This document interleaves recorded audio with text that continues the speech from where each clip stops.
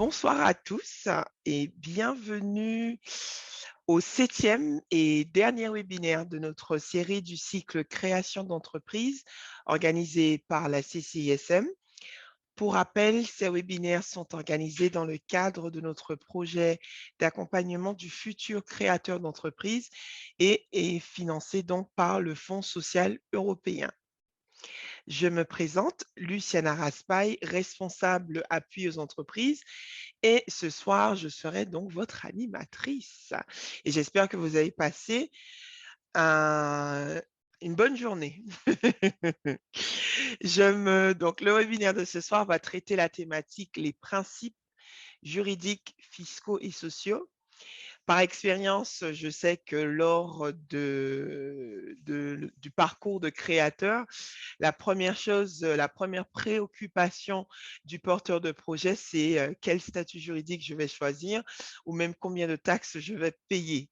Voilà, donc pour ceux qui ont suivi la série de webinaires, donc a pu donc découvrir quel est, le parcours, toutes les étapes justement à parcourir et donc a pu constater que le choix de la forme juridique, justement, vient en septième position, d'où ce webinaire étant le dernier.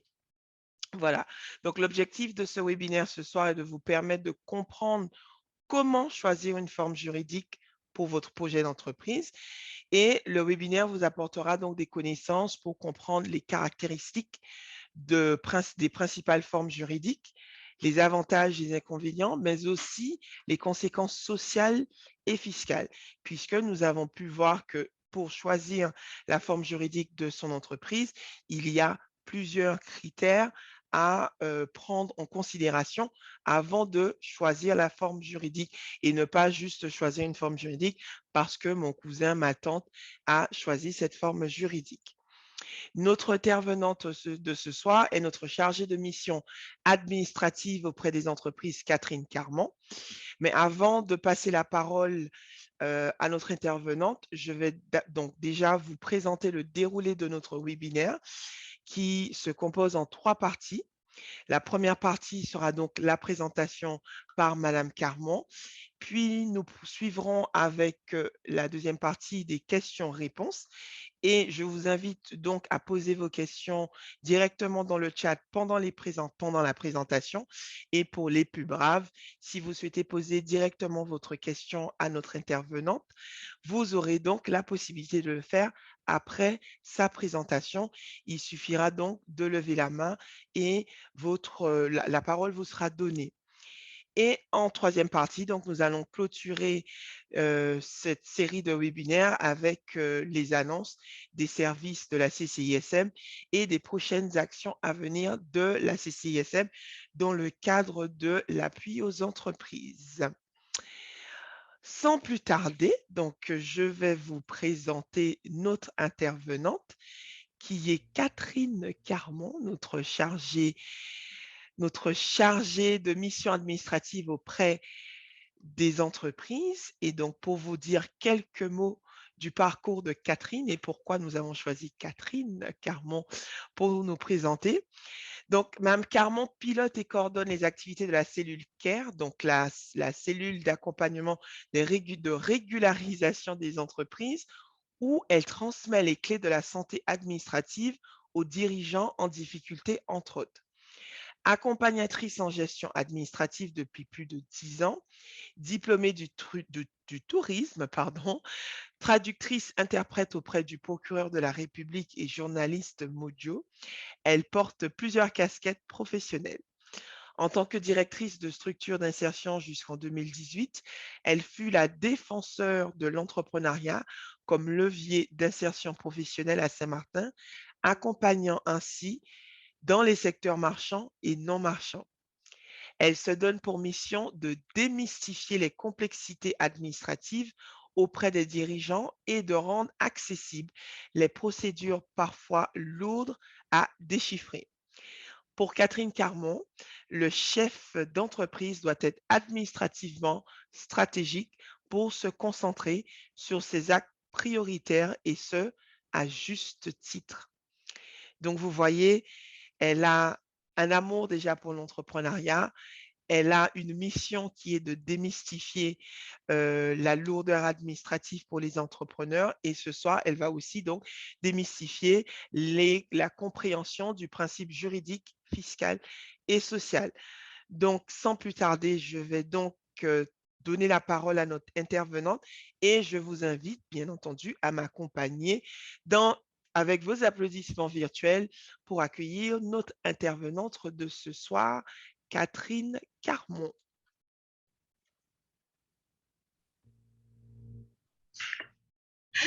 J'aurais pas pu de meilleur accueil. Je n'étais pas préparée aux applaudissements virtuels.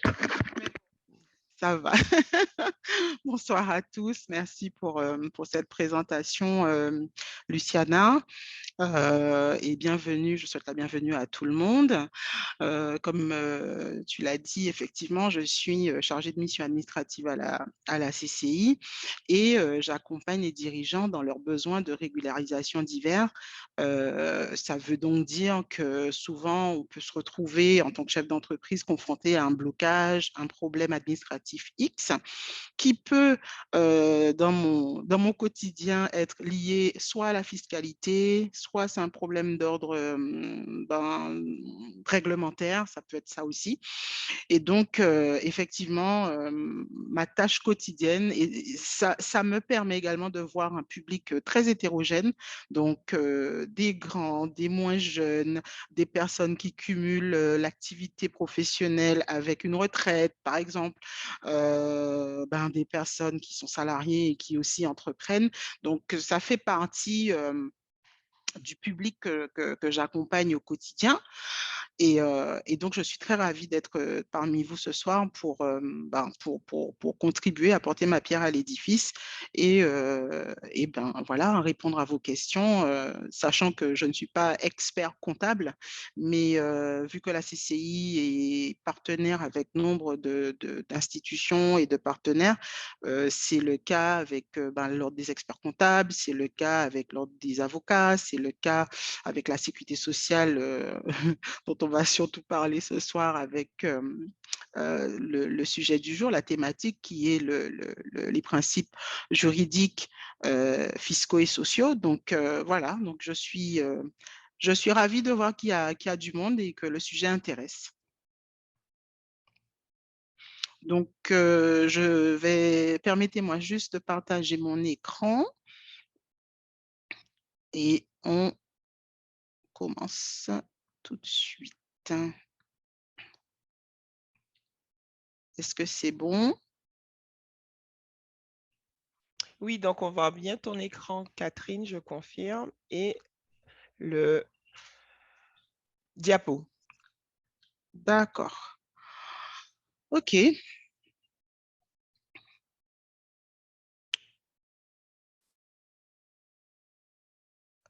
Donc, pour traiter le sujet ce soir, ce que je vous propose, donc on va faire une petite introduction.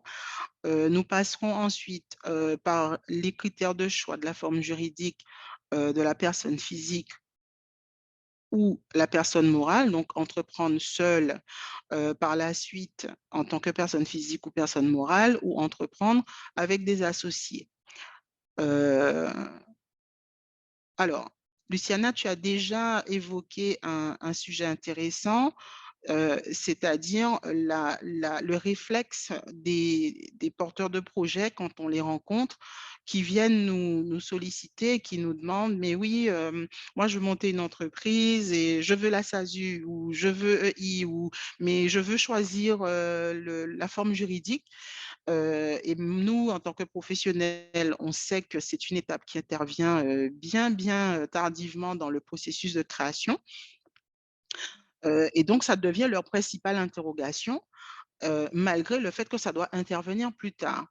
On a un schéma méthodologique qu'on verra dans quelques instants, qui permet de donner une idée sur les étapes et la démarche réelle. Moi, je dis souvent aux personnes, ce n'est pas quelle est la forme juridique que je dois ouvrir, que je dois choisir, qu'il faudra se poser comme question, mais plutôt quelles sont mes caractéristiques qui me poussent à tendre vers telle ou telle forme juridique. Et c'est vrai que quand on leur dit ça comme cela, c'est un petit peu complexe pour eux. Ils ont du mal à comprendre ce que ça veut dire, tout simplement. Pourquoi on leur demande, ben oui, avez-vous, quelle est votre situation personnelle? Pourquoi on leur demande est-ce qu'ils sont mariés ou pas mariés, etc. Et donc, on les incite en tout cas à se poser un certain nombre de questions, parmi lesquelles, est-ce qu'il y a un marché pour la dite offre, hein, celle qu'ils veulent proposer? Est-ce qu'ils ont déjà en tête des notions de stratégie commerciale ou tout simplement ils en ont défini une? Est-ce qu'il y a avec tout ça le passage obligé souvent, mais qui est très, très survolé, de l'étude financière pour éventuellement voir si ce projet sera viable, si ce projet à un moment donné sera rentable ou pas. Et effectivement, c'est à l'issue de tout ce questionnement qu'on pourra enfin dire, ben voilà, aujourd'hui, je me pose, au vu de tous ces éléments, voilà ce que je propose, voilà vers quoi je dois tendre, voilà vers quoi mon choix va se faire afin d'enfin me rendre à la CCI pour procéder à l'immatriculation. Donc, la méthodologie que vous voyez, donc vous voyez qu'il y a donc 10 étapes. Parmi ces étapes, donc on va se lever un jour et on va se dire, voilà, j'ai une idée. Mais dès le moment où on a l'idée, il faudrait également se demander, mais qu'est-ce que je vais vendre?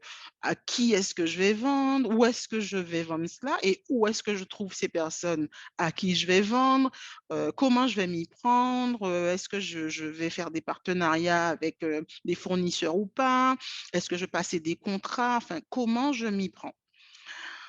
Par la suite, ben, nous-mêmes, on doit se poser la question de notre propre adéquation entre le projet et notre propre valeur, j'ai envie de dire, en tant que personne physique. Est-ce que donc j'ai les capacités, les compétences, les qualifications requises pour pouvoir me lancer dans cette activité? Alors, il y a un exemple qui me vient à l'idée. Je prends toujours cet exemple, c'est l'exemple du mécanicien qui se dit mécanicien, heu et qui n'a pas spécialement les qualifications. Alors évidemment, hein, quand je fais des visites terrain, des fois je rencontre des personnes visuellement, ce sont des mécaniciens. Ils sont en train d'intervenir sur un véhicule, ils sont même des fois en tenue et cetera, et bien sûr, ça c'est pour la partie, enfin, difficulté ou «réglementaire» entre guillemets. Et en fait, ces personnes n'ont pas spécialement la qualification requise. Elles n'ont pas le diplôme nécessaire pour pouvoir s'adonner à cette activité et n'auront ensuite pas, à défaut de diplôme, l'expérience professionnelle qui peut prouver et tracer cette compétence acquise au sein d'une autre entreprise qui elle-même était peut-être une entreprise en mécanique.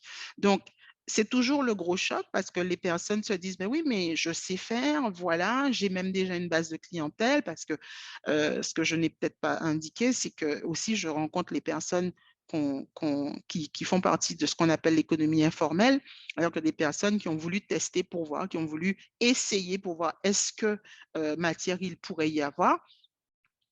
Et ils se disent, ben voilà, maintenant j'ai vu, les gens me reconnaissent, ça fait 2 3 mois, je voulais essayer et je vois que ça peut prendre. Donc là, j'aimerais me lancer. Donc, c'est un point et à chaque fois, je vais dire fondamental, mais c'est primordial de se demander d'abord, voilà, j'ai une idée et faire tout de suite le parallèle avec est-ce que oui ou non, cette idée-là, je peux réellement porter cette idée? Est-ce que j'ai les capacités qu'il me faut? Est-ce que j'ai les qualifications? Est-ce que j'ai les compétences? Pareil, on va se poser dans la partie homme projet, quand je parlais de mariage ou pas mariage, est-ce que j'ai un conjoint? Ce conjoint a-t-il besoin d'un statut ou pas aussi dans le cadre de mon activité? Et cetera. Ensuite, on va aller vers l'étude du marché où là, l'idée, c'est vraiment, d'étudier, ben, le marché. On va regarder les normes, on va regarder la réglementation parce que pareil, je peux avoir les qualifications, mais par exemple, je ne sais pas, si j'ai envie d'ouvrir un restaurant, eh ben, il va falloir que j'ai un permis d'exploitation, il va falloir que je sois un établissement, recevant le public. Donc il y a toute une série de procédures, qui sont attachées à cela. Et aussi, on va se demander, ben, est-ce qu'il y a, matière à faire un chiffre d'affaires prévisionnel, avec les données que je vais en fin de compte collecter, d'accord? Est-ce qu'il y a une demande? Parce que moi, je vais rouvrir un restaurant, d'accord, mais est-ce que ce restaurant est atypique? Est-ce que ce restaurant est innovant? Qu'est-ce qui fait que ce restaurant-là pourra percer sur un marché où il y a déjà une forte activité de restauration déjà présente. Donc, le fait d'aller étudier, d'aller interroger, et souvent je dis dans les ateliers que j'anime à la CCI, dans le cadre de mes activités pour CARE, je demande toujours aux personnes, est-ce que vous avez pensé à faire un questionnaire? Même si vous n'êtes pas parce que moi, quand je rencontre les personnes, elles sont déjà dirigeantes, elles se sont déjà lancées. Mais l'une des raisons pour lesquelles elles me retrouvent, c'est parce qu'elles ont surtout brûlé certaines de ces étapes que nous sommes en train de voir actuellement. Donc, comme elles ont brûlé ces étapes, bah, elles ne connaissent pas les réponses à ces questions-là. Alors qu'avant l'immatriculation, avant le choix de la forme juridique notamment, le choix du statut fiscal et social, ben, il aurait fallu qu'on passe par ces étapes-là pour que les personnes puissent ben, avoir tous les éléments à leur disposition pour faire le meilleur choix. Et donc, je pose la question, voilà, est-ce que vous avez fait un questionnaire? Envoyez le questionnaire à votre entourage, aux personnes que vous pensez qui sont des personnes ressources, qui pourraient éventuellement vous donner des indications. Et en tout cas, c'est des éléments que vous allez collecter afin de traiter. Vous allez traiter donc ce que vous allez trouver et vous allez dégager si oui ou non il y aurait une demande pour cette offre ou cette idée que vous avez à la base. À cela, on va suivre le fameux business plan et la réalisation du prévisionnel financier. Maintenant que j'ai vu qu'il y a une demande, maintenant que j'ai vu qu'il y a peut-être une certaine potentialité, ben voilà, je vais prévoir. Alors souvent, les gens disent que c'est difficile, mais je ne sais pas combien je vais vendre. Euh, Ben, tout dépend de ce qu'on va offrir et tout dépend des réponses aux questions qui sont posées lors de l'étude de marché. J'ai même envie de dire qu'on peut poser aussi les questions de sorte à orienter le type de tendance tarifaire à adopter. Donc, il y a un tas d'outils qui permettent de faire cela. Il y a également un tas de techniques qui sont là, que je sais qu'on a vu en partie dans enfin, dans la série de webinaires qui sont proposés, pardon. Et donc, le chiffre d'affaires, il faudra donc à un moment donné le définir de façon prévisionnelle. On se dit, voilà, à minima, voilà, j'ai interrogé 100 personnes, ça m'a fait environ, je ne sais pas moi, 10%. Donc, à minima, je vais vendre 10 plats ou à minima, je vais vendre 10 éléments, 10 produits. Euh, la restauration, souvent, moi, je dis aux gens, voilà, regardez la population, selon votre lieu d'implantation, qu'est-ce qui vous entoure, qu'est-ce qui achète à manger, en fin de compte, si vous ouvrez que le soir ou si vous ouvrez pour le midi. Donc, le midi, ça sera essentiellement la population active. Est-ce que vous connaissez ce chiffre? Combien, ils sont au nombre de combien ces personnes, euh, elles sont au nombre de combien ces personnes que vous visez, que vous ciblez? On parlera également des capitaux qui sont nécessaires. Est-ce que mon offre, ce que je vais proposer, me demande un certain nombre de finances, en fait, d'avoir à disposition j'ai envie de dire, un portefeuille lourd ou pas? Est-ce que je peux me permettre de me lancer avec un très faible montant? Est-ce que j'ai déjà une relation bah, je sais pas, familiale ou autre? Est-ce que j'ai du soutien financier ou est-ce que j'ai des personnes qui pourraient me suivre, en tout cas à ce niveau-là? Et dans ce fameux prévisionnel, on verra tout ça, ça va ressortir. Voilà, en face, je sais qu'il me faut tant de tant d'éléments pour pouvoir me lancer. Il me faut, ben, définir finalement combien je compte vendre, j'ai envie de dire, pour ensuite arriver sur, la recherche de financement. Parce que maintenant que je sais tout ce qu'il me faudra, hein, il me faut, un local, il me faut une enseigne, il me faut de la publicité et cetera. Et donc, je vais aller à la recherche en cinquième et en sixième position dans notre méthodologie. Je vais aller donc dans la recherche d'aide et de financement. Alors, dans la partie de les recherches d'aide, les aides, on y pense alors c'est une aide pour l'État et les gens souvent ils nous disent: «Ah, c'est pas vraiment une aide puisqu'on me propose juste une réduction». C'est le cas, par exemple, quand je rencontre les personnes, à qui je dis: «Voilà, vous auriez pu vous rapprocher du Pôle emploi pour, évaluer, ben, l'ACRE, ouais, et ensuite l'ARS».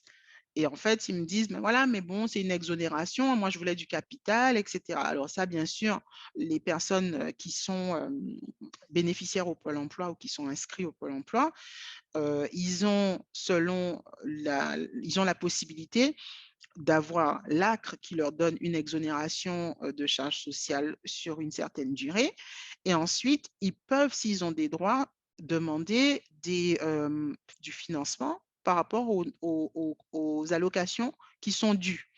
Donc le Pôle emploi va faire un calcul et cetera et va leur dire: «Voilà, selon votre situation», parce que les gens pensent que ça sera 1 000 €, 10 000 €. Non, c'est en fonction de votre enveloppe à vous, c'est calculé au cas par cas et selon les critères, un certain nombre de critères et on va vous attribuer un pourcentage et ça peut vous permettre mais même l'exonération est une aide puisque c'est de l'argent que vous n'aurez pas à débourser, mais que c'est de l'argent que vous auriez dû débourser.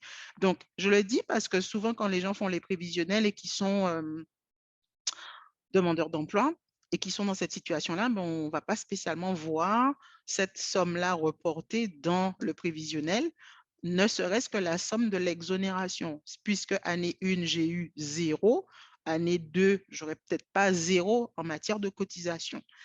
Donc quel financement, quels apports, on a? Quels sont nos fonds propres? Est-ce qu'on a droit ou pas au prêt d'honneur? Quel âge a-t-on dans la partie on a vu en deuxième partie en deuxième position l'adéquation homme-projet, mais pareil dans homme-projet, on va regarder l'âge, la situation personnelle et cetera. Et dans l'âge, ben, si, ben, voilà, je prends l'exemple, ben, d'un étudiant qui a envie d'entreprendre, qui est complètement possible aujourd'hui. Il y a tout un tas de critères pour avoir accès à certaines aides ou certains, leviers de financement. On va ensuite enfin atterrir sur l'étape 7, qui est enfin, après avoir fait tout ça, c'est à ce moment-là qu'enfin on va se dire: «Voilà, au regard de toutes ces choses, tous ces éléments que j'ai pu collecter et toute cette analyse que j'ai dû mener, Heu, voilà, voici maintenant quel est le choix de ma forme, quelle forme juridique vais-je choisir? Alors, est-ce que je vais faire une entreprise individuelle? Est-ce que je vais créer une société? Est-ce que j'ai conscience du régime fiscal, ou social qui me concerne? Et j'ai envie de dire que, heu c'est un petit peu lié également au prévisionnel puisque on va rechercher des financements pour payer ce qu'il nous faut. Donc, si je sais que je suis en régime fiscal micro, ben, c'est le régime qui m'intéresse, ben, automatiquement, ben, le fait que je veuille ce régime fiscal-là, ça va aussi permettre de conforter mon choix ou tout simplement le régime social. Est-ce que je vais être travailleur indépendant ou pas? Est-ce que je vais être assimilé salarié? Donc, travailleur non salarié pour TNS et assimilé salarié pour AS. Ensuite, j'accomplirai enfin ma formalité, c'est-à-dire me rapprocher du centre de formalité des entreprises. Je vais également, selon ce que je vais créer, encore une fois, je vais accomplir toutes les formalités liées à mes choix. Donc, si il me faut un bail, si j'ai besoin d'avoir l'ouverture d'un compte bancaire en amont, etc., je le ferai à ce moment-là, puisque maintenant j'ai fait mon fameux choix qui est d'enfin passer au choix de la forme juridique qui me concerne. Ensuite, je vais installer l'entreprise, je vais penser à mon hébergement, je vais penser à mes outils de communication, mes outils de gestion, mes partenaires comptables, organismes gestionnaires, etc., mes assureurs et tout ce que ça comprend. Et enfin, je vais démarrer mon entreprise. Là, je vais mener mes actions commerciales. Je saurai d'ailleurs ce que je dois mener parce que j'aurai fait mon business model canvas. Je saurai qu'il faudra comment faire et ce que je dois faire et à quel moment. Donc, je vais aussi établir, j'ai envie de dire, mon tableau de bord de lancement et de développement, entre guillemets, parce que je sais que voilà, année 1, il se passera ça, année 1, je vais passer du temps à faire telle chose, telle chose. Je vais aussi m'occuper de ma gestion, comment je vais faire ma gestion quotidienne, comment je vais m'y prendre, à quelle fréquence, est-ce que je vais être un peu laxiste, est-ce que je vais être avant-gardiste, comment je vais être dans cette tâche-là. Et bien sûr, je vais sécuriser mes démarches administratives. Alors, pour les démarches administratives, ce qui est mon dada, je dis toujours aux personnes que nous accompagnons, ne rien faire sans calendrier. Alors, on sourit souvent parce que je dis aux gens, mais voilà, ouvrez votre Google Agenda et mettez-vous vos récurrences. D'ailleurs, on le verra plus tard, mais pour la partie sociale, quand j'accompagne des personnes à prendre la main sur les outils qui sont à leur disposition, je leur montre toujours que même l'URSSAF propose un calendrier si la personne est au trimestre, si la personne est en déclaration mensuelle.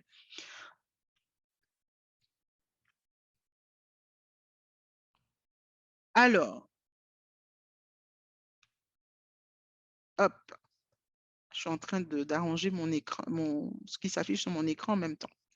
Donc, vous l'aurez compris, pour choisir, il faut passer par un questionnement.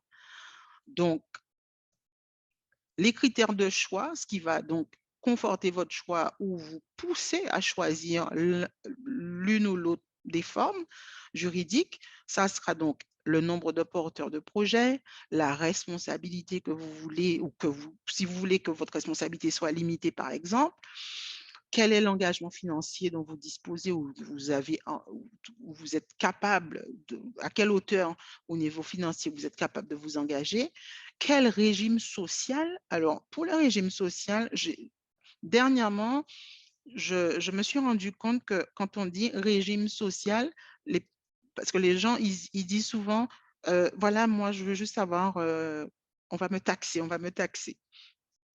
Et en fait, le régime social, souvent, les gens ne mesurent pas que c'est en fait le financement de la protection sociale. Et le financement de cette protection sociale, je dis vraiment de façon très, très terre à terre, mais en fait, c'est pour vous donner accès aux soins et aux droits. Donc, vous allez à l'hôpital, vous avez une carte vitale, vous allez peut-être avoir une affection de longue durée à un moment donné, vous pourriez être sujet à une invalidité, vous pourrez même décéder. Et donc, le régime social, c'est de savoir vraiment au niveau de la sécurité sociale, de la protection sociale, comment je finance. Mais mon financement, il est dans un grand pot commun que tous les Français payent. Donc, nous, on va payer en tant que salarié, le dirigeant va payer en tant que dirigeant. Mais si on est salarié, il y a des gens qui me disent, voilà, mais je suis salarié, pourquoi je dois payer encore? Ben, en fait, parce qu'on paye au titre de chaque activité. Donc, mon activité salariale, je paye. Je suis salarié et entrepreneur, ben, je paye deux choses. C'est pas très simple et des fois les gens pensent que c'est injuste, mais c'est notre fonctionnement qui est comme ça au niveau français. Et donc, le régime social est également un critère de choix. La volonté de s'associer également, est-ce qu'on veut s'associer? Est-ce qu'on peut s'associer? Est-ce qu'il y a du monde avec qui on peut s'associer? Le régime fiscal, pareil, ça va de pair. Donc, le régime social pour la partie protection sociale et le régime fiscal ben, pour tout ce qui est trésor public, recouvrement des finances publiques. Le développement et la transmission que je peux envisager pour mon entreprise, aussi un critère de choix. La constitution et le fonctionnement, comment je vais constituer tout cela et quel fonctionnement je vais avoir. Et surtout, quelle activité vais-je exercer. Donc, vous comprendrez dans cela que choisir, faire un choix définitif dépend de toutes ces choses. Donc, j'ai envie de dire, alors nous, on a des outils qu'on propose aux personnes qui nous le demandent et qui sont accompagnées selon l'appui qu'on leur offre. On leur dit, mais voilà, voici un certain nombre de questions, réponds à ces questions et tu verras, ça va dégager, la réponse se dégagera, ça sera très clair pour toi dès que tu auras répondu à ces questions-là. Je ne peux pas voir le titre de mon... J'ai pas envie de couper mon... Voilà, hop, ici. Donc, dans le cadre de l'entreprise individuelle, donc maintenant qu'on a répondu à toutes ces questions et qu'on sait qu'on tend vers, par exemple, dans ce cas-là, l'entreprise individuelle, on sait que on est seul à détenir l'entreprise et à en être légalement responsable. Et bien sûr, et même les auto-entrepreneurs, c'est leur cas, ils peuvent avoir des salariés. Souvent, les gens pensent que comme ils ont une entreprise individuelle, ils ne peuvent pas avoir de salariés. C'est pas vraiment, c'est pas exactement vrai. En tout cas, dire c'est pas vrai du tout. On est seul également à décider dans l'entreprise. Et je vous parle de la notion d'unicité qui est dans cette forme juridique-là, puisque l'entreprise et la personne physique ne forment qu'une seule et même personne. Alors, c'est important parce qu'au niveau juridique, ça voulait également dire que le patrimoine personnel de la personne était également impliqué en cas de difficulté de l'entreprise ou de l'activité. La bonne nouvelle, c'est que depuis, il y a une loi qui passait il n'y a pas longtemps en faveur de l'activité professionnelle indépendante. Et en fait, ça rend insaisissable le patrimoine personnel du dirigeant de l'entreprise individuelle. Par contre, je ne voulais pas être celle qui le dise, mais je serais obligée. Attention, ce ne sont que pour les créances professionnelles. Toutes les créances qui sont d'ordre, on va dire, étatique, je prends l'exemple de vos impôts. Si l'entreprise devait des impôts à l'État, l'État est quand même à la capacité et à la possibilité de saisir les biens personnels. Il n'y a que dans ce cas-là. Maintenant, je prends toujours l'exemple, je dis, voilà, si vous devez à Paul et que Paul, vous vous retrouvez au tribunal, etc., ben, votre patrimoine personnel ne sera pas engagé. Par contre, vous devez à l'URSSAF, là, le patrimoine personnel peut l'être. Donc, c'est juste la petite nuance de cette loi. Donc, il ne faut pas spécialement crier victoire géniale, on ne peut plus rien me saisir. Il y a quand même une petite ouverture pour que ça soit possible, mais uniquement pour des dettes qui sont d'ordre fiscal, social, etc. D'accord? Ensuite, on passe à la colonne personne morale pour celui qui veut entreprendre sous une forme de personne morale. Donc, n'oublions pas que la personne morale est une personne qui est euh, qui, c'est une entité à part entière, en fait, qui a son identité, qui a sa nationalité, etc. pour la personne morale. Le représentant légal est nommé par les associés si on est dans un cas de figure, on est dans une société à plusieurs, donc on est seul, ben, ce n'est pas le cas. Et le patrimoine de la société est le patrimoine de la société. Il n'y a pas la responsabilité ou le patrimoine personnel n'est pas du tout impliqué puisque c'est limité aux apports. D'accord? Alors, je vous demande de m'excuser parce qu'en fait, comme je dois à chaque fois jongler entre... Peut-être que si je fermais ça, ça aurait été plus simple. Attendez, je vais voir comment je peux faire. Je vais essayer de jongler comme ça. Voilà. Mais je n'arrive pas à voir comment je fais pour fermer. Bon, c'est pas grave. Hop. J'essaie de mettre au maximum à droite, mais ça ne passe pas comme je veux. Donc, pour l'entreprise individuelle, on sait qu'il n'y a pas de capital social. Donc, il n'y a pas de sujet, pas de capital social. L'entrepreneur, alors l'unicité, elle est quand même administrative, elle existe, mais au niveau du patrimoine, on a dit que le patrimoine personnel n'est pas saisissable. Donc là, l'entreprise et l'entrepreneur forment juridiquement une seule et même personne. Au niveau fiscal, la personne sera sujet à l'impôt sur le revenu. Et évidemment, ça sera le barème progressif qui sera retenu pour pouvoir faire ces calculs-là. C'est fait par le service fiscal de la collectivité. Ensuite, il n'y a pas d'associé forcément, puisque la personne prend seule ses décisions, elle est seule. Au niveau du régime social, la personne est donc travailleur indépendant. Et il y a toujours l'option pour être en régime micro, soit au niveau social, soit au niveau fiscal. D'accord?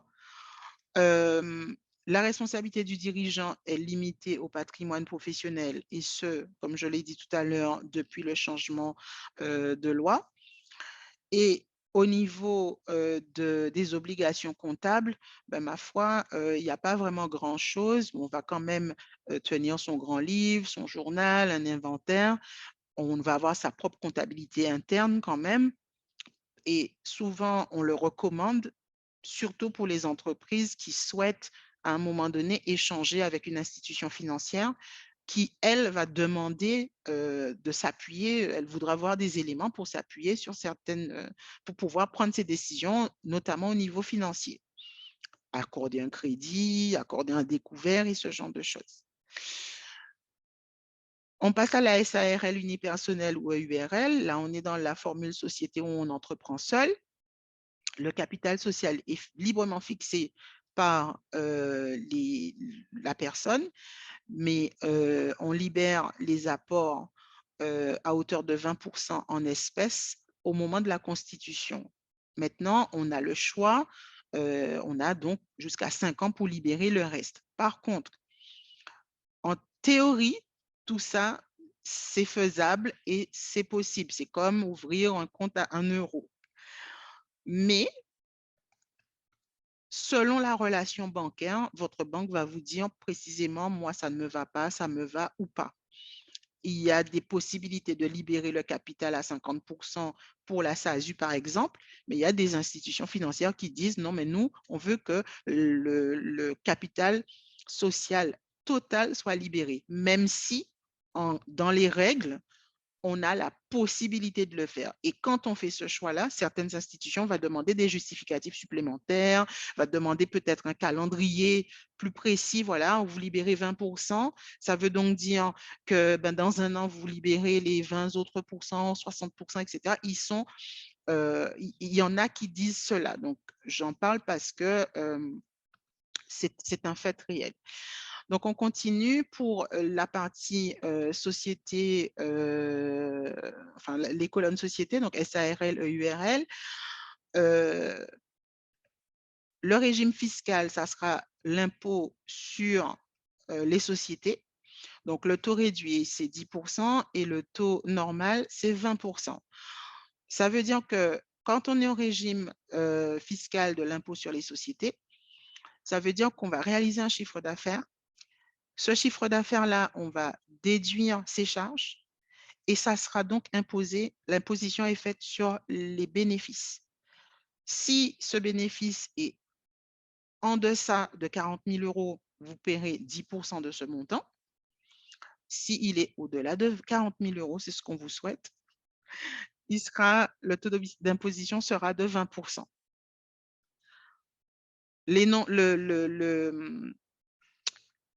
Petite erreur là pour la partie EURL et SARL unipersonnel, c'est dans la SASU où on est 2 à 100. Enfin, pour la SARL traditionnelle, on est de 2 à 100. Mais dans la partie unipersonnelle, ça sera une personne forcément, puisque l'idée, c'était de créer une société tout seul. Maintenant, au niveau du régime social, ça voudra dire que vous serez donc, et quand je reprends cette notion de régime social, le régime social permet de dire combien vous allez payer dans le grand pot commun pour la protection sociale. Donc, ça veut dire que vous êtes gérant majoritaire. En tant que gérant majoritaire, vous êtes automatiquement dans la catégorie des travailleurs non salariés ou ce qu'on appelle les travailleurs indépendants. Bien sûr, au niveau de la responsabilité, c'est limité aux apports, à l'apport de la personne. Et au niveau gestionnaire, il faudra donc faire une clôture annuelle de compte et il faudra également acter tout cela lors d'une assemblée générale. La SASU, la différence, c'est qu'on peut librement fixer le capital.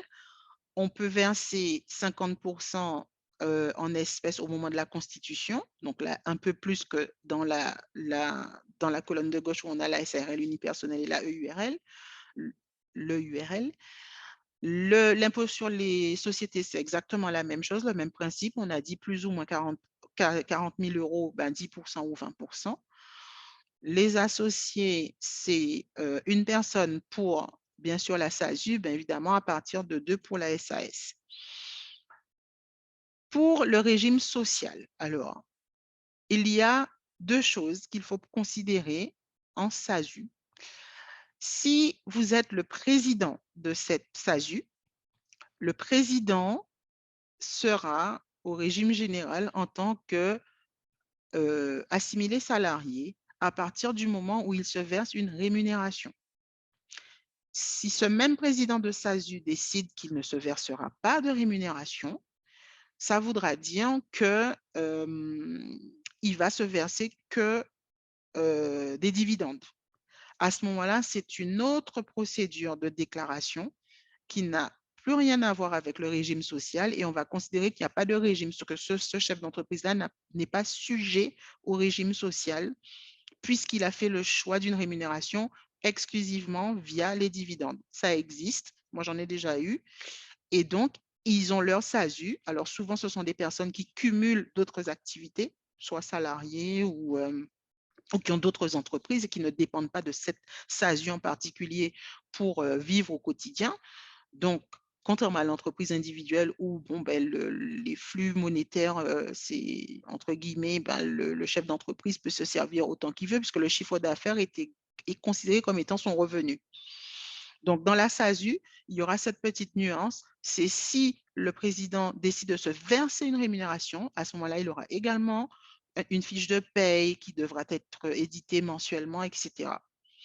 Et s'il décide de faire ça via les dividendes, ben, annuellement, ben, il fera sa déclaration, son dépôt de bilan au niveau du Trésor, du Centre des finances publiques, et eux vont lui faire son calcul pour pouvoir lui demander son imposition dans lesquelles il va y avoir également des prélèvements sociaux. Donc, si vous voulez, ça ne veut pas dire qu'il n'en paye pas du tout, du tout, du tout. Il va payer quand même quelque chose, dont des prélèvements sociaux, mais ça ne passera pas par l'URSSAF. D'accord? Bien sûr, la responsabilité est également limitée aux apports ou à l'apport de la personne. Et pareil pour la clôture des comptes annuels avec une AG, une assemblée générale. C'est moi? Oui, c'est moi. Alors, au niveau des régimes, on a souvent la question, enfin moi j'ai tout le temps la question sur, mais en fin de compte, ça coûte combien? Et c'est très important de le comprendre avant de créer, parce que comme on a vu plus tôt, tout cela va déterminer ce qu'on va retrouver comme un montant à payer. Il ne faudrait pas que, après avoir créé son entreprise, que ça soit une surprise de recevoir un document de l'URSSAF écrit 10 000 euros, 4 000 euros, 100 euros, 800 euros. Vous êtes censé avoir fait en amont une étude, un prévisionnel, et où tous ces éléments-là apparaissent. Et ces éléments vont être également en lien avec votre forme juridique. Donc, si je sais que j'ai créé une SASU et que je sais que je vais me rémunérer par les dividendes, le pourcentage que je dois prendre en compte est 17,20%, il me semble. Et bien sûr, en cas de doute, on se rapproche du centre de finances publiques, on pose la question, on leur dit, voilà ma situation, avant de créer, voilà ce que j'aimerais comprendre. Et ils vous donnent la réponse.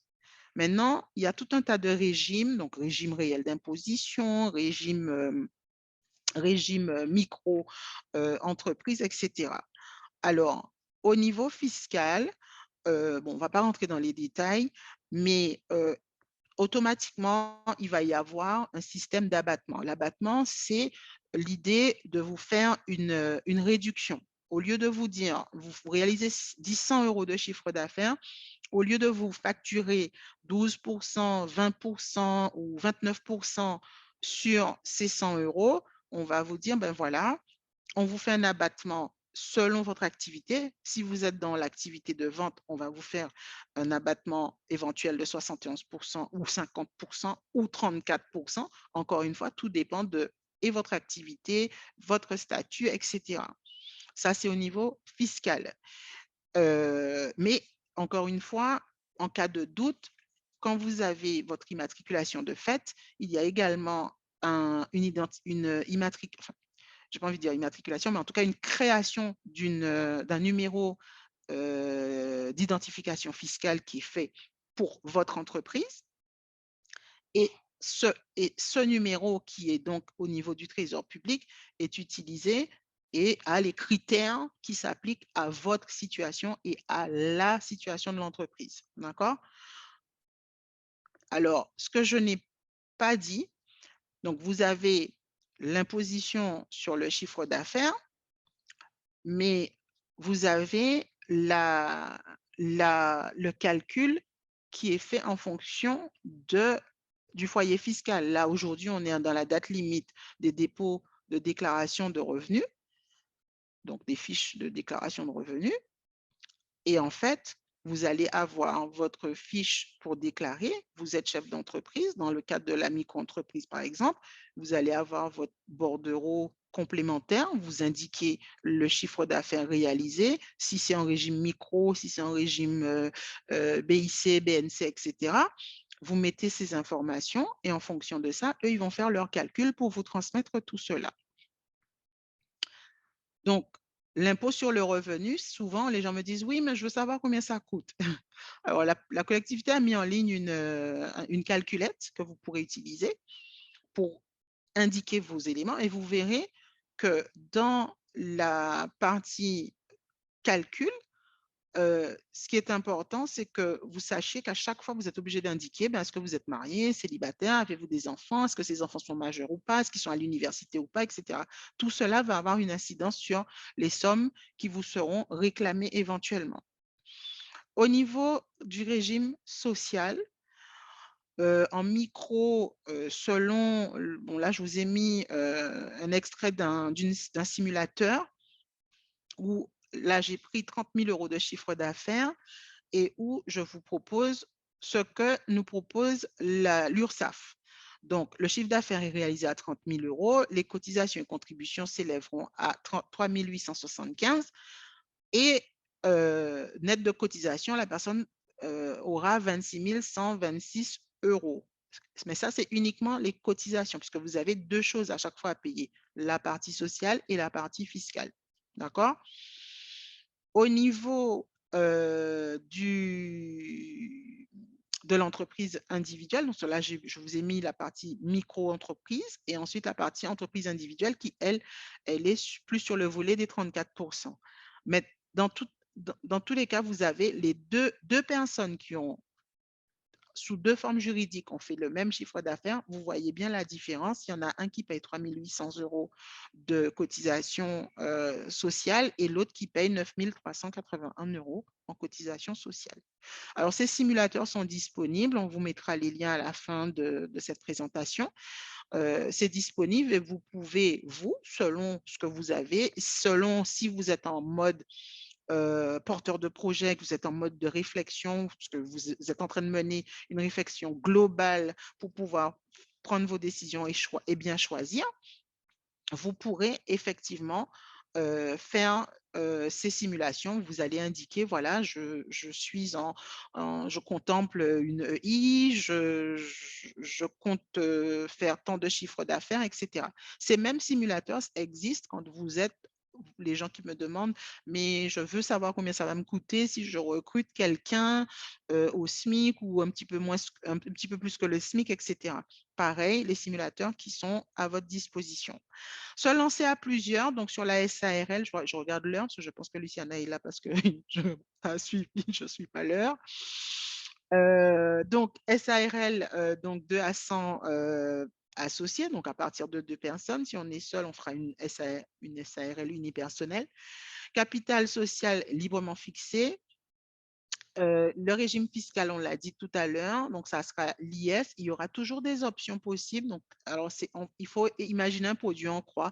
Alors que si on est à l'IS, on a la possibilité de faire un choix ou une option sur l'IR. Et si on est à l'IR, on peut faire l'option, comme c'est le cas pour le URL, où on est dans IR, on peut être dans l'IR et faire l'option IS.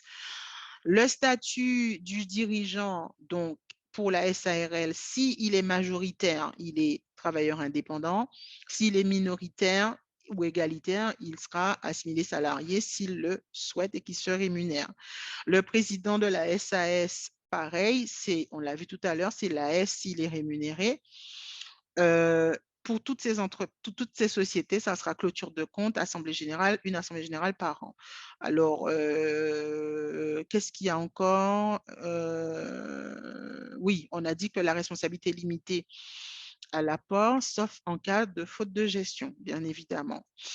La SA, le minimum, c'est 37 000 € et le président est AS également. Petite erreur sur régime fiscal, désolé, faute de frappe. Alors, régime fiscal pour toutes ces personnes, on l'a vu tout à l'heure, je l'ai un petit peu déjà dit, c'est vraiment cette notion d'impôt sur le revenu et les options possibles. Donc, par exemple, le URL, il peut être soit sur l'IR, soit sur l'IS. Et on a le taux, on vous a donné 10% ou 20% si vous êtes en deçà ou au-dessus des 40 000 €. D'accord?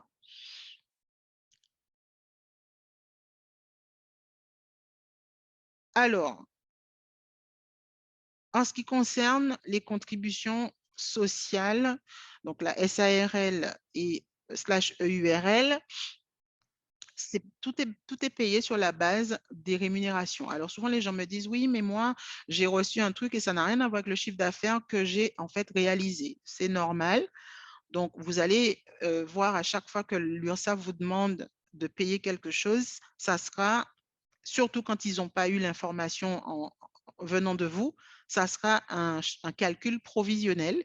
Et ce calcul provisionnel est en attente de votre déclaration pour pouvoir établir le fameux calcul définitif.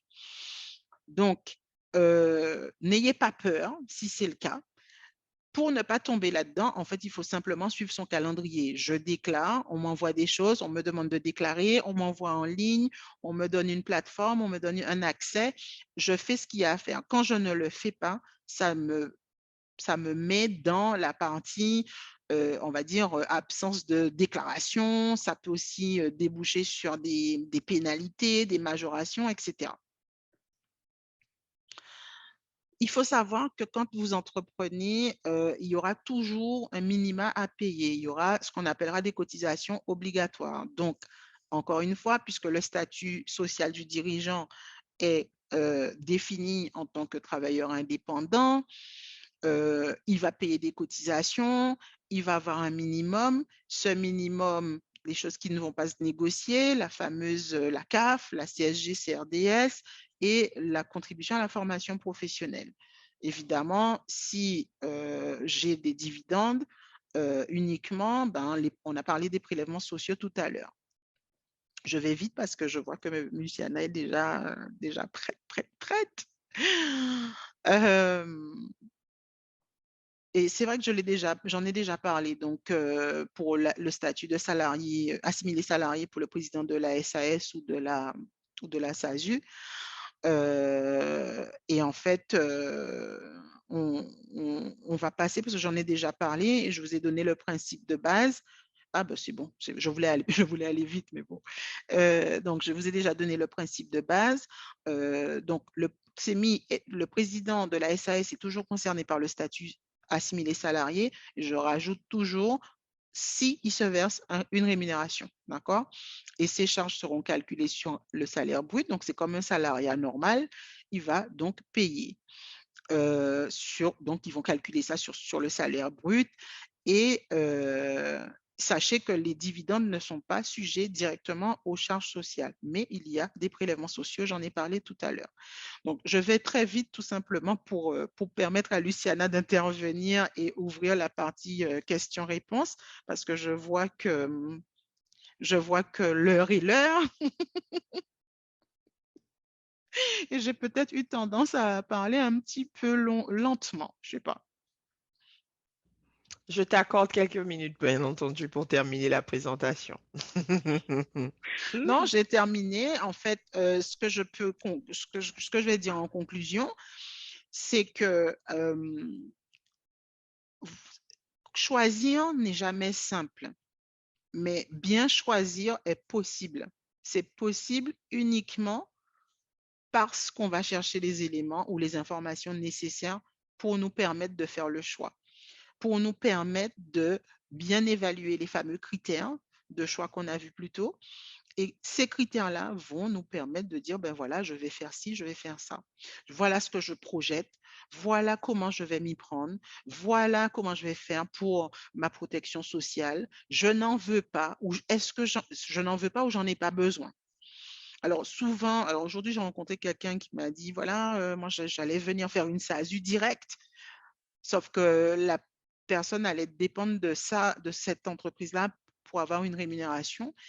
Et quand on lui demande, mais est-ce que le potentiel financier sera au rendez-vous, ou en tout cas, quel est le potentiel financier de cette activité-là selon ton test?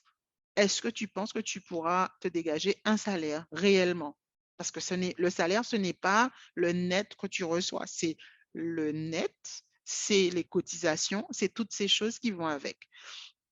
Donc, c'était évidemment, hein, c'était le bouche à oreille. Souvent, ben voilà, moi j'ai fait une SASU, donc j'en parle à ma soeur en parle à son voisin, qui en parle à sa cousine. Et au final, ben, on va tous faire une SASU, ou on va tous faire une SARL, ou on va tous faire une entreprise individuelle, peu importe. En fait, il faut comprendre que c'est un choix qui est personnel. Limite, j'ai envie de dire, quand vous allez faire le choix, c'est limite, ça deviendra, ça fera partie intégrante de votre ADN. C'est-à-dire que c'est en fonction, c'est une extension de votre ADN. Voilà, j'ai créé ça parce que ça, parce que ça, parce que ça. Donc, quand on dit à Paul: «J'ai créé telle ou telle entreprise», on devrait dire: «J'ai créé parce que, parce que, parce que, parce que, parce que». Et on ne dit jamais, «J'ai créé parce que». On dit simplement: «J'ai créé une SASU, va créer une SASU» ou «J'ai créé une URL, va créer une URL». Alors, je ne l'ai pas mentionné, mais je suppose que les questions vont arriver. Heu, Lorsque on est, URL ou, micro et cetera et qu'on est également, employeur, ça veut aussi dire qu'on a 2 sources de cotisation sociale et donc ce que ça veut dire, c'est que l'entité va avoir ses salariés avec un compte cotisant employeur pour collecter toutes les charges salariales et patronales dues des personnes qui travaillent. Et en plus de ça, il va y avoir la notion de gérant majoritaire, c'est-à-dire la fameuse cotisation pour la protection sociale du dirigeant. Je pense que j'ai fini. J'ai envie de vous demander quel est le meilleur choix pour vous lancer. Merci beaucoup, Catherine, pour cette présentation qui fut riche d'informations. Voilà, j'ai eu, j'ai eu un commentaire d'un participant qui a dit c'est beaucoup, beaucoup, beaucoup d'informations. Voilà, et qu'ils allaient garder, laisser cette tâche de choix de forme juridique à un professionnel. En tout cas, merci beaucoup, Catherine, pour cette présentation et j'espère que ben, les participants ce soir ont pu donc voir que choisir la forme juridique n'est pas une tâche mince, mais voilà, il y a des critères à prendre en considération, voilà, pour faire un bon choix. Voilà, aujourd'hui, il y a des outils qui sont à notre disposition et je te laisse présenter les outils, Catherine, ou tu veux que je le fasse? Non, je te laisse volontiers. D'accord. Donc, les outils qui sont affichés donc à l'écran, donc pour choisir la forme, donc en tout cas pour nous aider à choisir la forme juridique, donc on a un outil sur BPI France Création qui est une application où on va nous poser 5 questions. Donc, vous aurez 5 questions auxquelles vous allez donc devoir répondre. Et en fonction de vos réponses, donc, ils vont vous conseiller, voilà, 2 formes juridiques. Voilà. Puis, on a, toujours sous BPI Création, on a l'infographie de quel statut juridique choisir, donc qui est présenté très simplement et schématisé. Donc, vous allez retrouver toutes les informations qui vous ont été données par Catherine. Par contre, sur cet outil-là, les seules informations qu'il ne faut pas prendre en considération, ce sont les taux pour la partie fiscale et la partie sociale, puisque ce sont les taux de la métropole. Donc, il faudra se baser sur les taux de Saint-Martin. Mais en tout cas, pour la présentation de vos responsabilités, du fonctionnement, ça reste inchangé. Puis, vous avez le simulateur disponible sur mon entreprise URSSAF. Donc, ça, c'est pour faire une simulation de vos cotisations sociales. Pour vos impôts, les impôts sur les revenus, donc vous avez cette nouvelle calculette qui est proposée par le service fiscal qui est disponible en ligne. Et puis, ben, vous avez le site des impôts Saint-Martin où vous avez le guide du créateur et où vous avez donc une description, voilà, de chacune, une fiche descriptive de chacune des formes juridiques. Et bien entendu, les taux fiscaux sont les bons. Donc, je vous invite à consulter ces documents. Je vais vous mettre tous les liens tout à l'heure. Je vais vous les copier-coller et vous les mettre dans le chat. Et pendant que je suis en train de faire ça, on va passer directement aux questions-réponses. Et donc, la première question de Marie, peut-on changer de régime fiscal si on se rend compte, qu'il n'est pas adapté à notre situation? Le le Centre des finances publiques, dans des sessions de travail, nous ont dit que oui. Par contre, j'aimerais poser une autre question à Marie, c'est qu'est-ce que vous entendez par n'est pas adapté à la situation? C'est-à-dire que si par exemple vous avez créé une entreprise qui est on va dire une micro-entreprise et que vous avez choisi le régime fiscal de la micro-entreprise, qu'est-ce que vous entendez? Vous voulez à ce moment-là voir, est-ce que vous avez l'option pour être à l'IS ou pas? Ça ne sera peut-être pas le cas dans la forme juridique enfin dans pour la partie micro-entreprise, mais par exemple, si vous êtes en EURL et que c'est à la base impôt sur le revenu et vous voulez changer pour être en option IS, ça c'est possible à tout moment. Donc, je ne sais pas si Donc, Marie souhaite porter une précision. Si oui, ben, je vais lui donner la parole. Marie. Oui, bonsoir. bonsoir. Alors, en fait, c'est pas vraiment un cas concret. C'était juste pour savoir si jamais on se rend compte qu'on a fait une erreur dans le choix du statut, est-ce qu'on peut revenir sur notre choix en cours?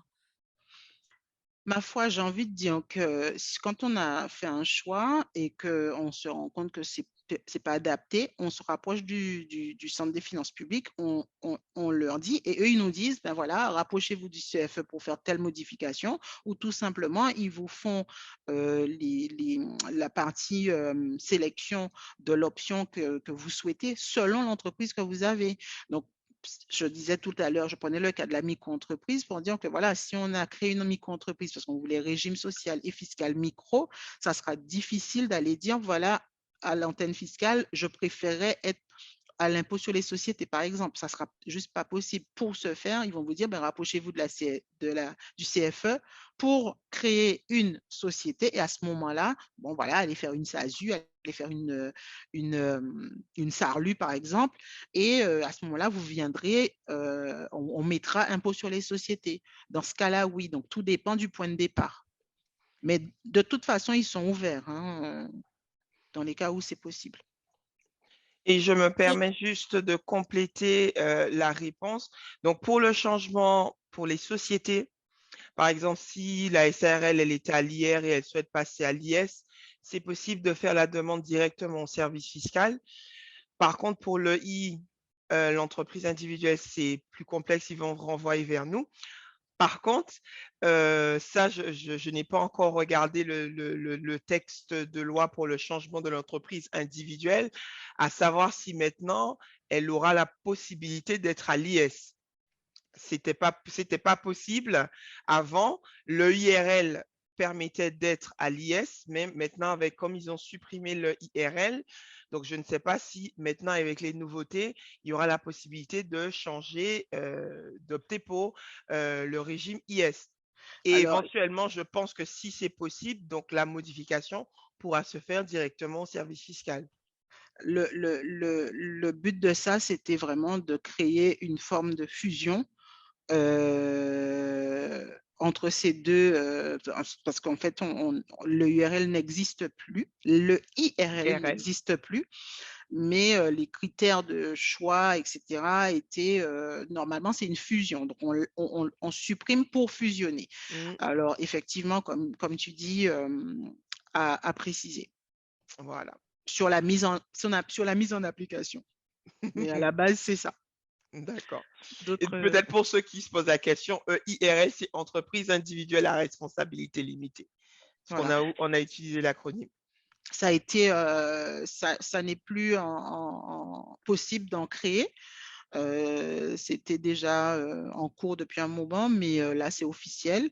Et parce qu'en fait, au départ, c'était parce que l'entreprise individuelle ne permettait pas la dissociation du patrimoine, en fait.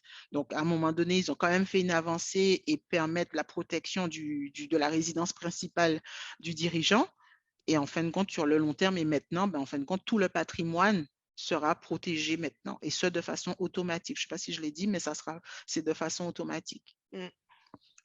Maintenant, D'accord. attention, hein, pour toutes les créances qui datent d'avant la loi, c'est toujours l'ancienne règle. Donc, faites attention. Mais comme on n'a que des porteurs de projets avec nous, D'accord, présents ce soir, donc ils ne sont pas concerné. concernés. La deuxième question, toujours de Marie. Quelle est la différence entre travailleur indépendant et un travailleur non salarié, ou est-ce la même chose? C'est exactement la même chose. C'est juste deux termes qu'on utilise de façon interchangeable. Les deux veulent dire la même chose. C'est grosso modo au niveau du statut social du dirigeant, on va dire que c'est un travailleur. Souvent, nous, aux Antilles, on utilise plus le terme travailleur indépendant simplement parce que l'URSSAF codifie le TNS en TI. Mais au niveau national, eux, ils utilisent beaucoup plus TNS que TI. Mais bon, c'est pareil. D'accord. Question suivante que j'ai eue directement sur mon téléphone. Est-ce que je peux changer de forme juridique si je me suis rendu compte que je me suis trompée, ou si la forme juridique ne correspond plus aux ambitions de mon projet, ou ne correspond plus au chiffre d'affaires que je génère? Peu importe, à tout moment, vous faites les changements que vous souhaitez. C'est juste qu'il y a une procédure. Selon le jour où vous choisissez de faire ce fameux changement, on va voir dans quelle est la marge de manœuvre. Est-ce que c'est juste une formalité à la CCI? Est-ce qu'il faudra passer par une cessation pour ensuite recréer? Donc, en tout cas, ça se fait sans difficulté. On n'a pas, à ce jour, Luciana, tu confirmes si possible, mais moi, je n'ai pas vu de personnes qui ont dit je voulais fermer, on m'a refusé, quoi. Ou je voulais changer, je n'ai pas pu.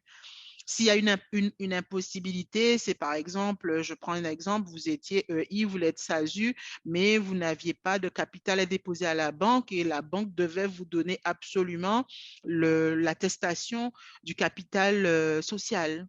Et donc, bon, forcément, il vous manque un élément.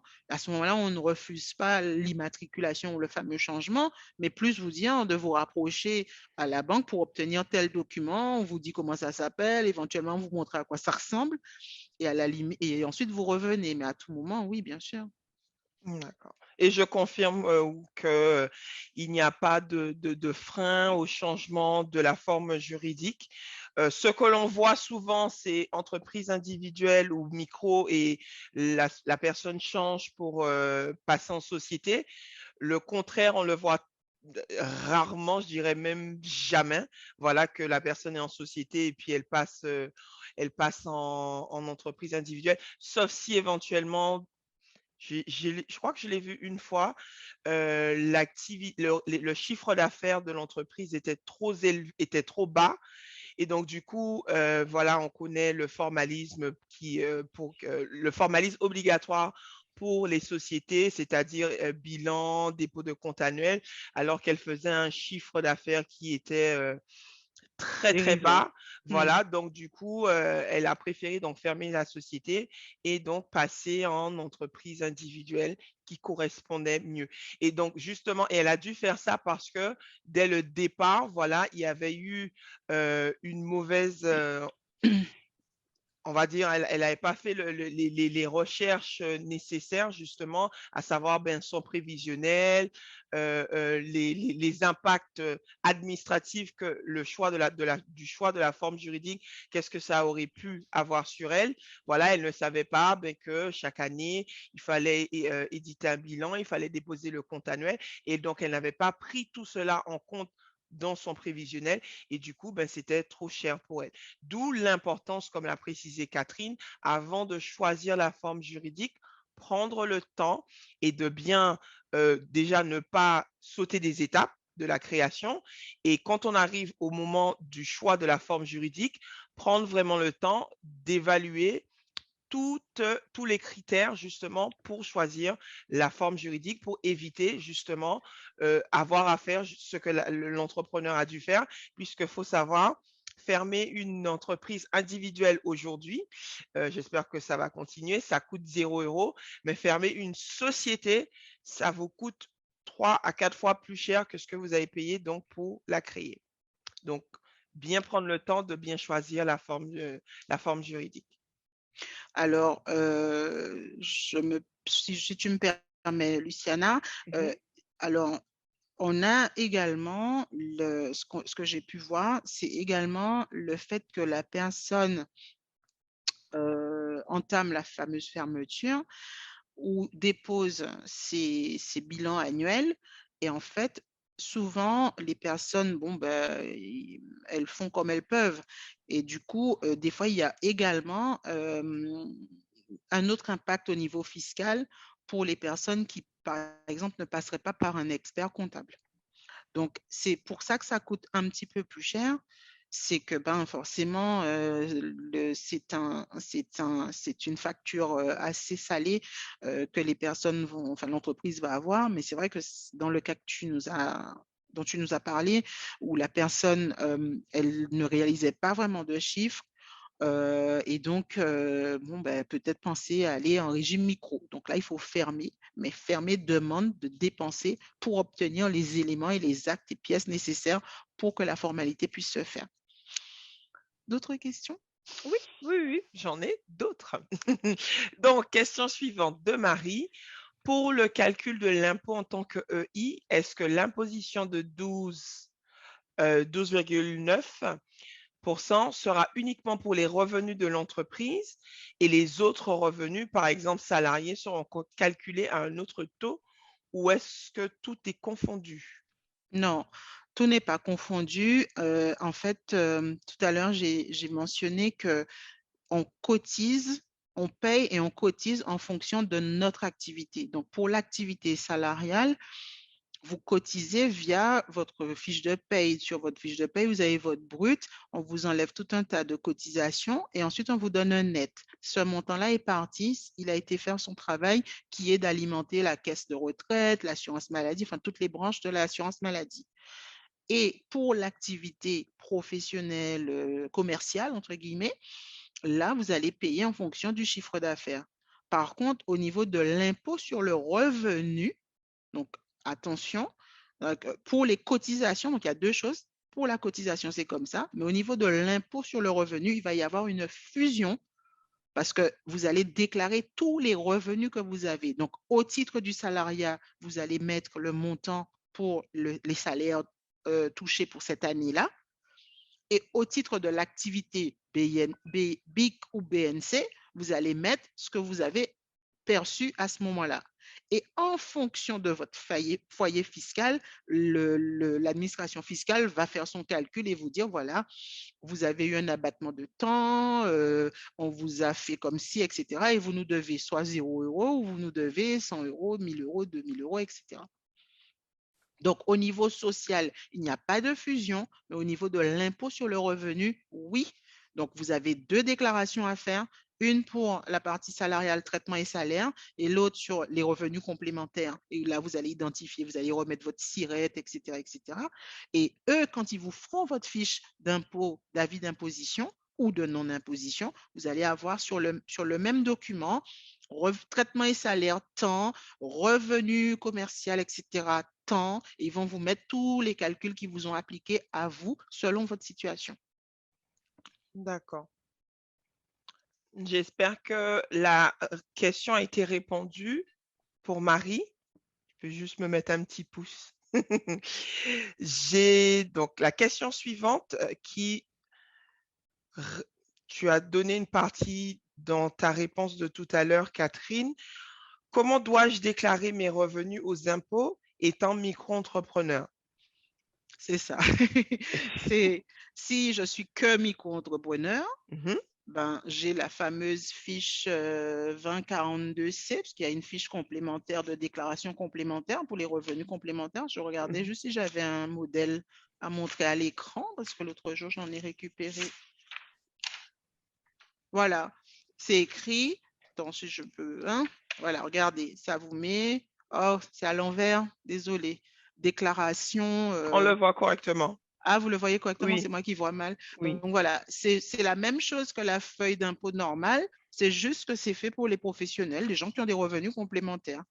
Donc, par exemple, vous allez signer, etc. Et vous allez à l'intérieur, c'est là où je disais qu'il va y avoir revenus des professions non salariées. Donc, comme vous êtes micro-entrepreneur, donc c'est revenir à cette notion de travailleur non salarié.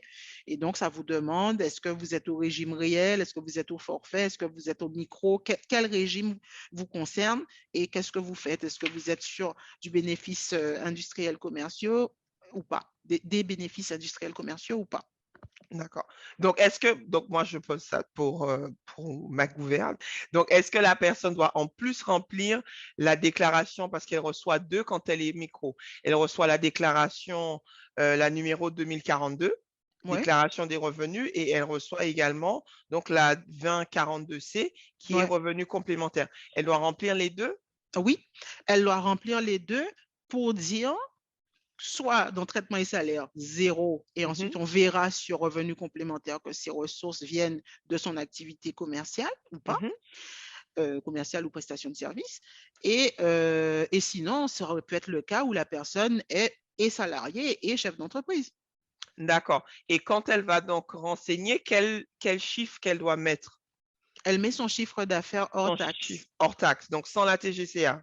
Oui, parce que la TGCA n'est pas la sienne. La TGCA est un montant qu'elle collecte pour pouvoir reverser à l'administration fiscale. C'est de l'argent que paye réellement le consommateur, en fait.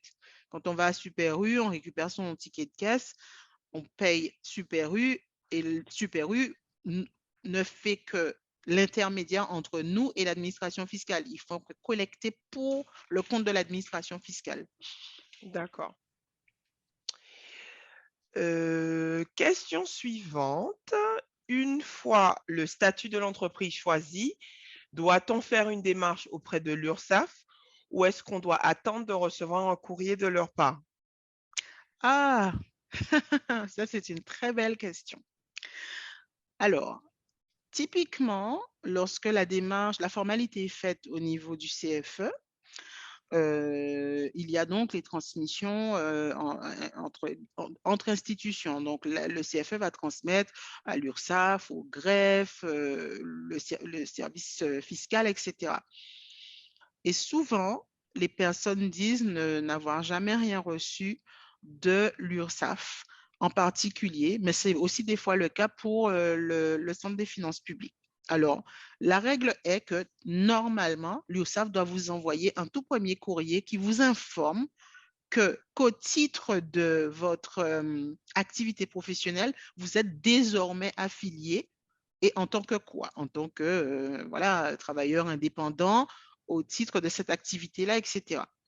Si vous voyez que vous n'en recevez pas au bout de, on va dire, 6 semaines, on va dire même 2 mois, il faudra que ça soit à vous de faire la démarche, de leur demander.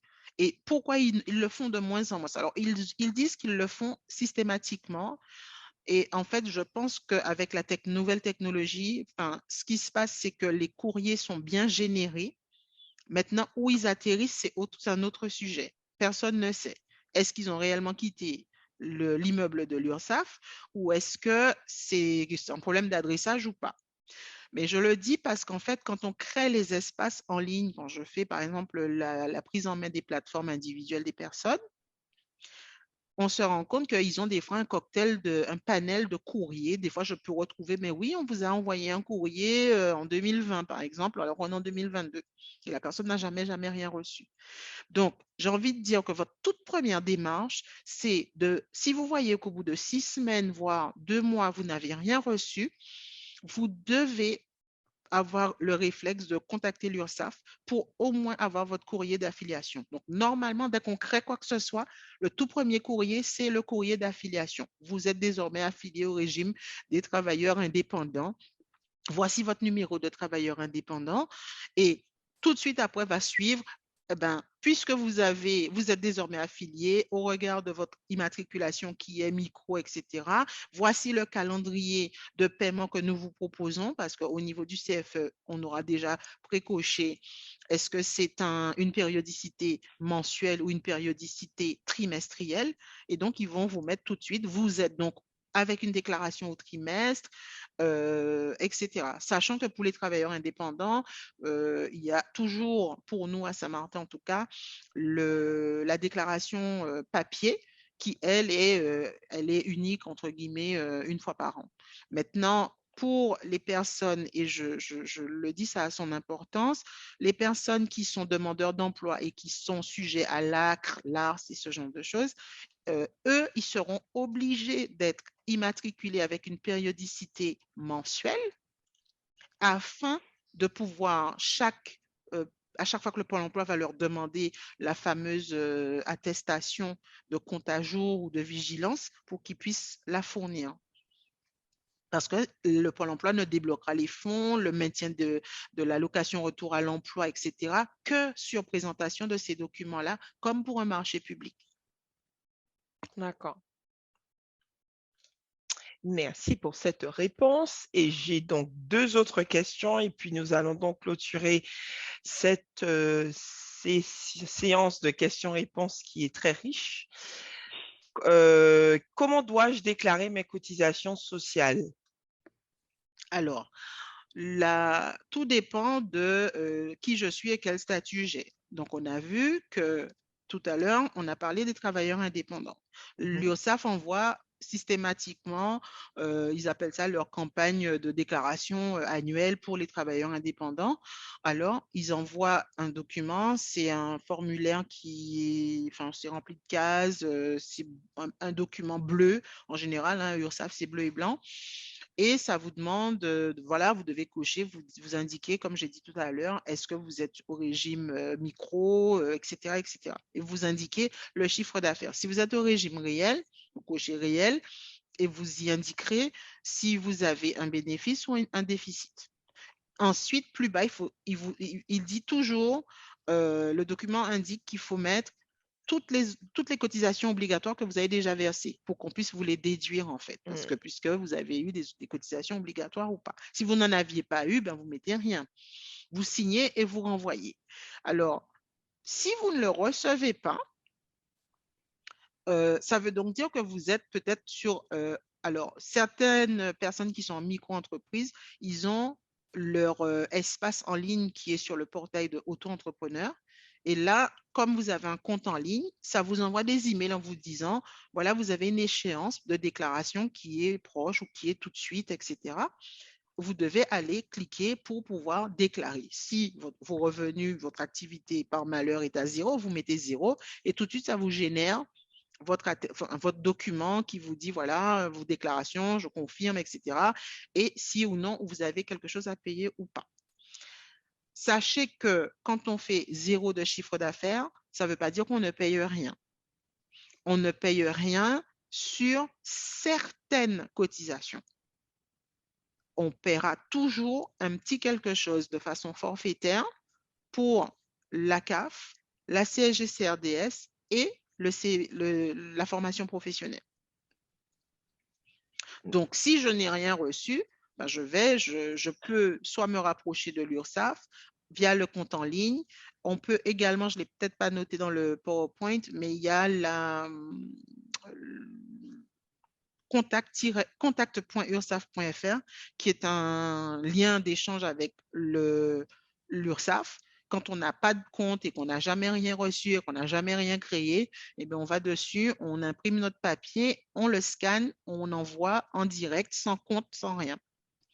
Puisqu'on n'a plus d'email direct. Ce n'est pas comme si on peut dire, voilà, c'est monsieur Paul Jeanju de l'URSSAF à qui on envoie et on met la codification CGSS Guadeloupe. Ça ne passera pas. Et d'ailleurs, ça ne sera pas traité. Donc maintenant, c'est contact.ursaf.fr. On envoie quand on n'a pas de compte. Mais quand on a un compte, ben, on se connecte avec son numéro de sécurité sociale, son code, on rentre, on clique déclarer, on déclare affaire classée. D'accord. Et du coup, donc, est-ce que donc je continue à poser des questions pour les porteurs de projets. Quand ils font leur déclaration, donc pour les cotisations sociales, c'est le chiffre d'affaires hors taxe aussi qu'ils doivent utiliser. Oui, parce que la TGC, la taxe est la TGCA et la TGCA a été collectée et reversée à la COM. Mmh. C'est même au niveau de l'imposition, c'est le chiffre d'affaires hors taxe. C'est sur ça qu'on peut pas nous taxer sur quelque chose qu'on n'a pas généré. On n'a pas généré la TGCA. La TGCA, on n'a fait que la récupérer pour la reverser. D'accord. Et dernière question, quelle différence, c'est la question qui revient à chaque fois, quelle est la différence entre la SAS et la SARL? La SAS et la SARL, Oui. alors au niveau fiscal, rien, puisque les deux seront imposés pareil à l'IS sur la base que j'ai donnée tout à l'heure, qui est donc plus ou moins 40 000 € de bénéfices. Vous aurez également la différence du statut social où le président de SAS, ben, il a le choix de se rémunérer exclusivement aux dividendes et ne pas cotiser du tout, alors que sur la SARL, ben, on sera obligé de cotiser quelque part, soit en tant que salarié, soit en tant que travailleur indépendant, puisque on sera gérant majoritaire, ou soit en tant qu'assimilé salarié, puisqu'on sera soit égalitaire ou minoritaire. Mhm. Et puis dans les deux cas, ben, c'est à partir de 2 personnes. On peut aussi libérer le capital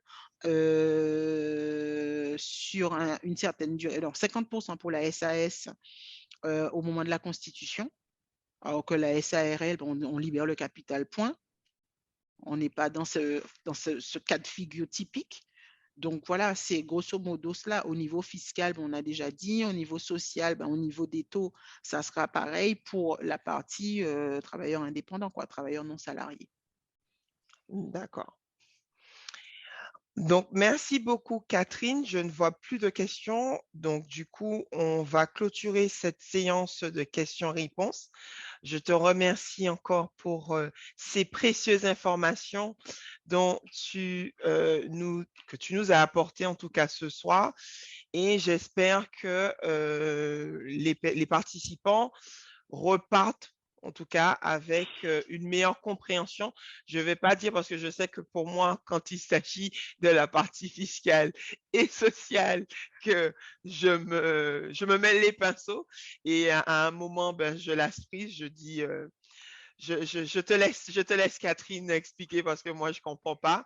Mais en tout cas, j'espère que ceux qui ont participé ce soir, ils ont pu donc avoir une meilleure compréhension et une sensibilisation, ce qui est très important, d'où l'intérêt pour nous de faire ces webinaires, de comprendre, voilà, comment je choisis la forme juridique de mon entreprise et je ne vais pas me baser sur le fait que ma tati, mon tonton est en SASU ou parce que je ne veux pas être affilié, je vais utiliser le RSI puisque c'était très tendance, je ne veux pas être au RSI. Il y a encore Donc, des personnes traumatisées par voilà, qui sont le traumatisés par le RSI. RSI.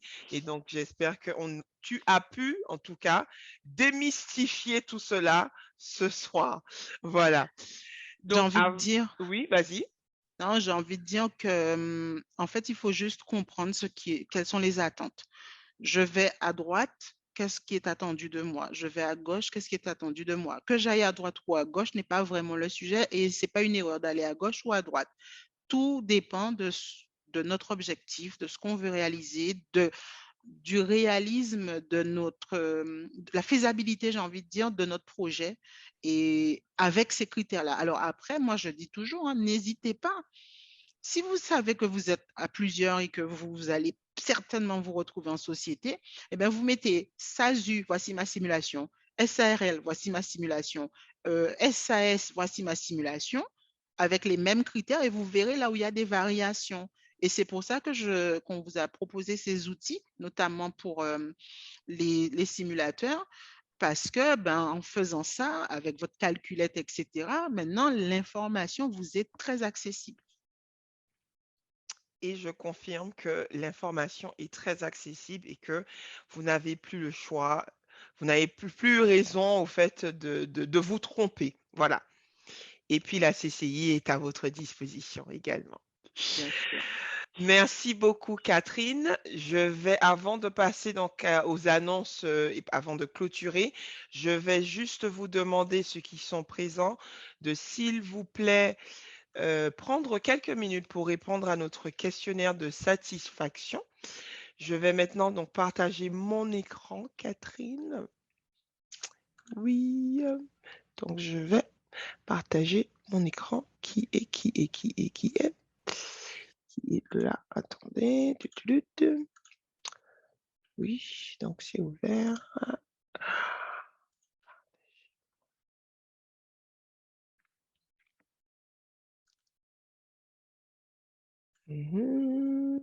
Et c'est là, voilà. Quand on a 50 000 trucs qui est ouvert. Donc voilà. Vous voyez mon écran? Oui? Oui. D'accord.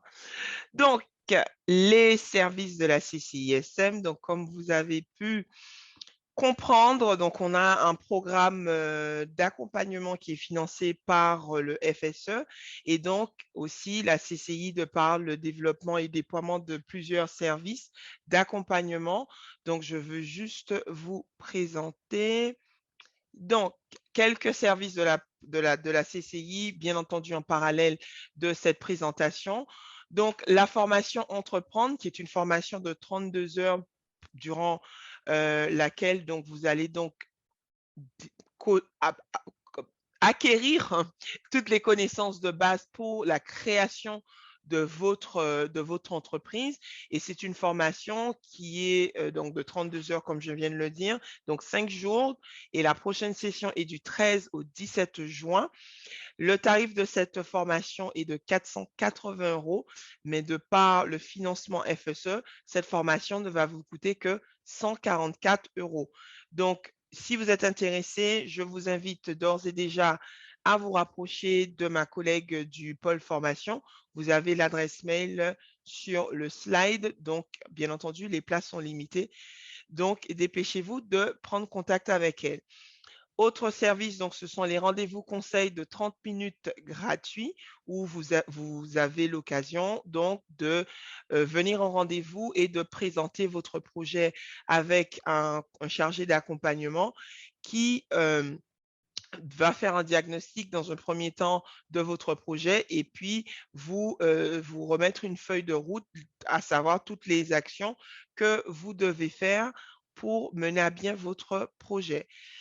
Autre service, c'est l'accompagnement personnalisé. Donc là où vous allez donc avoir un chargé d'accompagnement qui sera dédié à vous, où vous aurez donc 16 séances de rendez-vous et où vous allez donc travailler sur l'intégralité de votre parcours, le parcours du créateur. Donc, c'est-à-dire, vous allez donc valider avec ce chargé d'accompagnement l'ensemble des étapes de la création pour arriver donc à la fin de votre projet avec un business plan, puisqu'on va travailler avec l'outil, le CCI Business Builder, qui est donc un outil complètement dématérialisé pour vous aider à construire votre projet.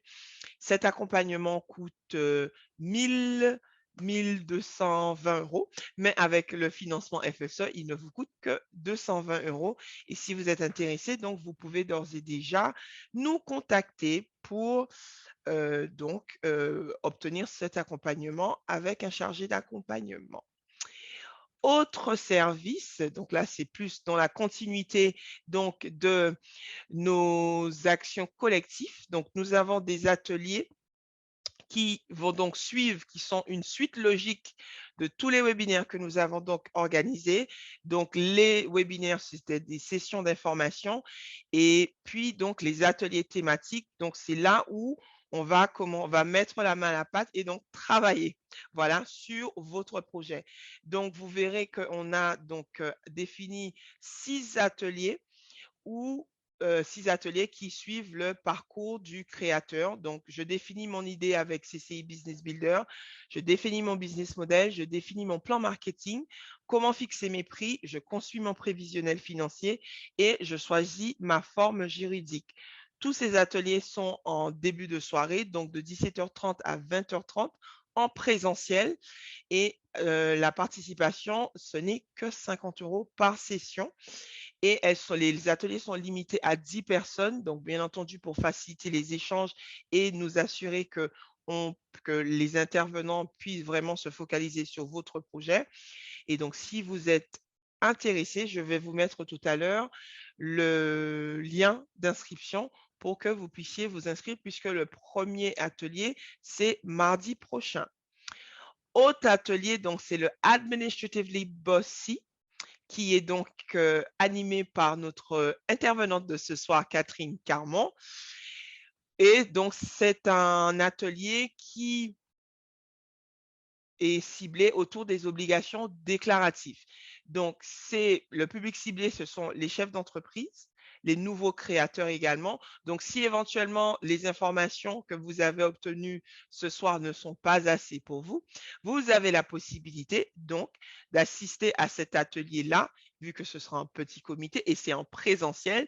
Donc, peut-être vous ne serez pas trop timide pour poser directement à Catherine toutes les questions que vous souhaitez lui poser et qui concernent bien entendu votre projet. Donc, vous allez pouvoir obtenir des questions précises à votre projet personnel. Et le coût de cet atelier est donc que 30 €. Et c'est en présentiel, donc de 17h30 à 19h. Donc, ça, c'est pour les ateliers. Et donc, nous avons donc terminé. Nous avons donc terminé pour les annonces. Je vous remercie encore. Je vais d'abord remercier Catherine pour sa disponibilité d'avoir accepté de présenter la thématique de ce soir. Je vais quand même lui passer la parole si elle a un dernier mot à rajouter avant de clôturer le webinaire. Merci, merci Luciana. Non, dernier mot, juste pour remercier les participants. Et surtout leur dire, ben voilà, peu importe le stade où vous êtes avec votre projet, sachez que les rendez-vous, il n'y a pas que des rendez-vous conseils, il y a également des rendez-vous care, ce qu'on appelle les rendez-vous care, c'est que vous pouvez venir et je peux vous faire un diagnostic pour voir où vous en êtes, ce que vous essayez de résoudre, etc. Et à partir de là, ben, ça peut être, ça, je ne sais pas, vous avez peut-être besoin de financement, vous avez peut-être besoin de développer votre activité, vous avez peut-être un blocage administratif X. Donc voilà, donc n'hésitez surtout pas. Et merci encore pour toutes ces questions parce que voilà, j'ai trouvé que vous aviez de belles questions. Voilà. Merci beaucoup, Catherine. Et comme Catherine l'a dit, la CCI est à votre disposition pour toute question relative à votre projet, peu importe l'étape, le cycle ou l'étape pour votre parcours. Donc, la CCI est à votre disposition. Je vous remercie encore et j'espère que ces ateliers, en tout cas, ces webinaires ont pu vous apporter des ressources pour vous aider dans votre parcours de création. Pour rappel, tous les webinaires seront disponibles en ligne directement à partir de la semaine prochaine. Bien entendu, nous avons vos coordonnées mail, donc on vous enverra directement le lien. Si, bien entendu, vous avez besoin de retourner sur un webinaire ou une thématique précisément, vous aurez la possibilité de retourner et de réécouter, bien entendu, ce webinaire. Je vous remercie encore pour votre participation et votre présence, puisque sans vous, nous n'aurions personne à qui partager toutes ces bonnes informations. Et si vous ne l'avez pas encore fait, je vous invite donc à aimer la page Facebook de la CCI, la page Instagram de la CCI, d'aimer notre page YouTube également. Nous sommes sur LinkedIn, nous sommes sur WhatsApp. Donc, vous savez, nous sommes accessibles, donc n'hésitez pas. Je vous souhaite à tous une bonne soirée et un bon courage dans votre parcours de créateur d'entreprise. Merci.